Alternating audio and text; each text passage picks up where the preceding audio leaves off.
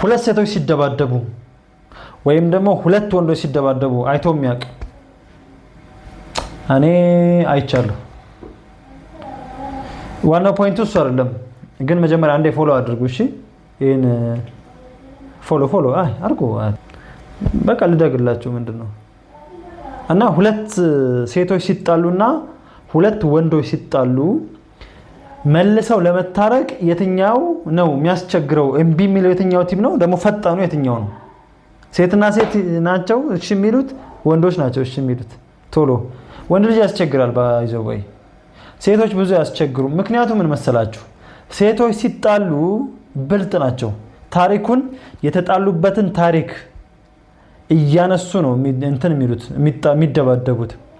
አንቺ እንደዚህ አድርገሽኝ እንደዚህ በዚህ ወጥተሽ ከለከለ እንደዚህ ብለሽኝ አልሰጥም ብለሽኝ እምቢ ብለሽኝ ምናምን ብለሽኝ ወንድ ልጅ ዝም ብሎ ነው ዝም ብሎ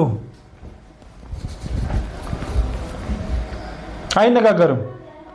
ሴት ልጅ ጊዜ አታባክንም። እየደበደበቻት ጸጉሯን ይዛ የታገለች ምናምን እሷ ታሪኩን ነው የምትነግራት። እንደዚህ ብለሽ በዚህ አንቺ ምን ሆነሽ ነው እንደዚህ አክብሬሽ አመኘሽ እንደዚህ አድርገሽ ለከለ እንደዚህ ብለሻት ምናምን በኋላ ከተለያዩ በኋላ ቤት ሄደው ያስቡታል። ያቺ ያለቻትን ምናምን ያገናኙታል ታሪኩን። ከዛ በኋላ ኦኬ እኔ ጥፋተኛ ኦኬ እሷ ናት። ያኔ ኃላፊነቱን አንድ ሰው ይወስዳል። በውስጣቸው ማን ጋር ጥፋት እንዳለ ያውቃሉ። ከዛ መልሰው ሲገናኙ ወይ ደግሞ በሽማግሌ ሲያያዙ ብዙ ያስቸግሩ ቀድመው አውቀውታል።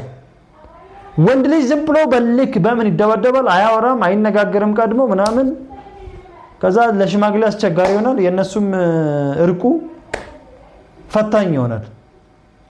እና ፖይንቱ ምን ነው? እንነጋገር ነው። መነጋገር ጥሩ ነው፣ ያስታርቃል።